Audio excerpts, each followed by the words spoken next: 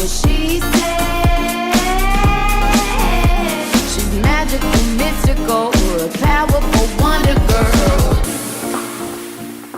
Welcome back. Joining us now is nutritionist and personal trainer Kirsten Bédard, who just wrote a book called Read This Before You Diet, and it's out now, so welcome to What She Said. Thank you. This isn't a diet book. This is a book that you're supposed to read before going on a diet. Why do we need to read a book before going on a diet? The reason I wrote this is because a lot of the people I was working with were following diets, and they would pick up a diet, follow it for a while, put it down, pick up another one, follow it, put it down, without really understanding what the principles behind those diets were. So the intention of this book is to provide some of the science of diets so that when somebody begins one, they actually understand what it is that the diet is attempting to do. So you offer up 3 key principles, and within those principles, 6 strategies for each of them. So let's go through them as best we can. The three overriding principles are stabilize, minimize, and exercise. Correct. So stabilize, that's where you tackle insulin, blood sugar, and the dreaded carb, right? Yeah, stabilize is an important thing because all of our energy levels are affected by blood sugar, but body fat is also stored relating to blood sugar. So insulin is released into the bloodstream. It is a very necessary component for absorbing calories into cells and using calories for energy, but high insulin levels can also lead to storage of body fat. So in order to even begin to lose weight, it's important to first stop storing calories. So stabilizing blood sugar is really important to make sure that all the calories you're eating are actually being used as fuel rather than being stored as fat. Then you can go on to the next one of minimizing. Okay, so if we go through in some of the stabilize, eat veggies for your carbs. So Yes. don't be piling that sugary cereal at breakfast is not a good plan. Yeah, and that's because of glucose density.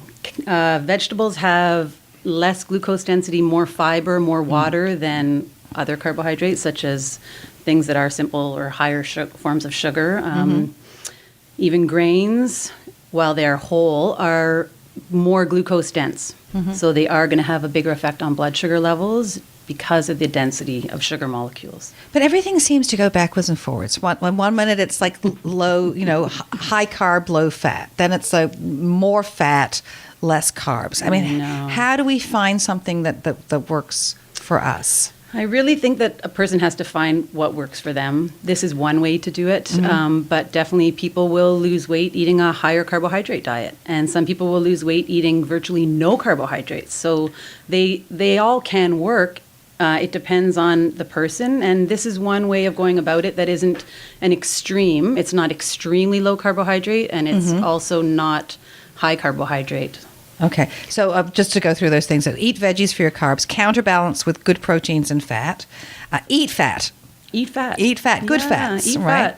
Fat, I think of it as the reins on a horse. So you eat food, sugar goes into your bloodstream, and fat basically helps to slow down what is going into the bloodstream so that you help keep your blood sugar levels more steady and stay satiated longer. Okay, the next overriding category is minimize, and shrink lunch would be one of the things in there. That's because we sit all day. A big part of it is Sitting is the new smoking, right? Is that what they say? Sitting is something that actually doesn't need a whole ton of energy. And for the most part, we tend to eat a pretty big lunch for the fact that we aren't really moving around a lot all day. So a lot of people would do better with having couple smaller meals or small snack and a lunch during the day. So snacking, but again, the snacks that you have should be good snacks, like nuts and seeds, that kind of and stuff. have some protein and some fat and some sugar. Because a lot of the snacks that are quick tend to be high carbohydrate snacks, which can have the opposite effect of what you're going for. They spike, they drop, you're hungry again. Right. It's a bit of a cycle. Yeah, that's what it's like. Yeah. And the last one is exercise. But I love this. Be wary of high-intensity cardio. You're my kind of girl. I am very wary of high-intensity cardio. People overlook things like walking and just lower intensity ongoing activity.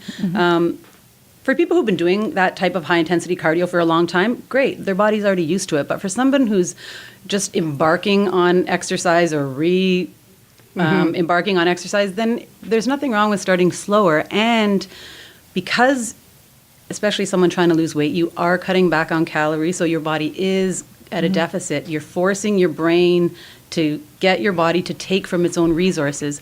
The higher intensity the exercise is, the more stress you're going to be adding onto your system. So a bit of it is to be nice to your brain. It's interesting because I just heard about a study that said exactly that, just plain walking and not even high intensity is much better than high intensity cardio for you and in the long run for every single part of your body. I want to talk to you a little bit about how our brains react, the brain patterns of eating. Well, the brain releases adrenaline when something stimulates it, right? So sugar can cause an adrenaline release. Chocolate? Of course.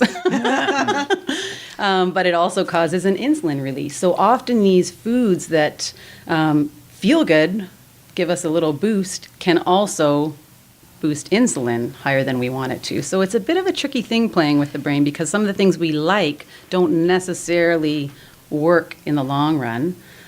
So a bit of it is getting the brain to be more willing to have less stimulating foods. So it is more than calories in, calories out. Yeah, definitely. Definitely it is. Because if it was only calories in, calories out, then you could just eat anything you want and cut back calories, except you will be bombarded all day long by your brain telling you that you're hungry or that it wants this or that it wants that. So then it comes down to willpower, which willpower only lasts so long. So what you sort of want is for your brain to say, all right, I'm okay with what we're doing here. And it takes a little bit of time, but it happens. So you have clients that have, as you say, have been on every diet under the sun. I mean, and some of them very successfully, and they can be very different. So what are the core principles? If there is there a wrong diet? No, you can't say there's a wrong diet. And I would never say that this is 100% right for everybody because nobody knows that. And look at all the studies that are coming out every year and well-researched scientific studies. So there is not only one way. But I don't think we can disagree that high insulin levels are related to health. Absolutely. So that's pretty much what this is looking at, is the impacts that sugar has on insulin and how that does affect health. And that's key of what you're hoping that people will understand from this book, the science behind it. Yes, and that there is a simple way of looking at it and understanding what is actually happening within the body as you're losing weight. Even just being able to visualize it, I think, helps people feel more connected to what's actually going on in the body. So little changes, but as long as you stick with those little changes. Yeah, there is consistency, but those little changes are not easy because it's really not easy for someone who has had very high amounts of sugar every meal throughout the day, even if they seemingly are from good sources. Someone who's been having a bowl of cereal and toast and jam and a big sandwich for lunch, it's hard to make those changes. So even though it seems easy, just stop having that. Not so easy. Yeah, no, it's not it so isn't. easy. It isn't. I have, my willpower is very lacking. But it's Still need also to be inspired. I think we often eat with our eyes too. Yeah. Yeah, we eat with our eyes and we eat with boredom and stress Boredom and and, irritation. yeah, And there's all habits. these other And reasons. habits. And to keep going. Like I found working a lot, it was like to keep fueled and not fueling myself correctly. So it's a little book. It is It's a little book. It's a little book in size, but it's definitely got some big ideas. It's called Read This Before You Diet, The Science of Weight Loss Explained. How do people get hold of a copy? You can order it on Amazon. You can get it at Indigo or Ben McNally Books. Those are probably the easiest places to find it now. So what's next for you? Another book? I am working on another book that ties in somewhat to this. We talked about walking, so that's the theme of something I'm working on now. That's Ooh. good. It's the reason I have a dog, to make me walk. Too. Or that's the reason she has me. Kirsten Bédard, thank you so much for joining us today. Thanks for having me. This is What She Said, and we will be right back. Stay with us. Well, she said she's mad magical, mystical, a powerful wonder girl.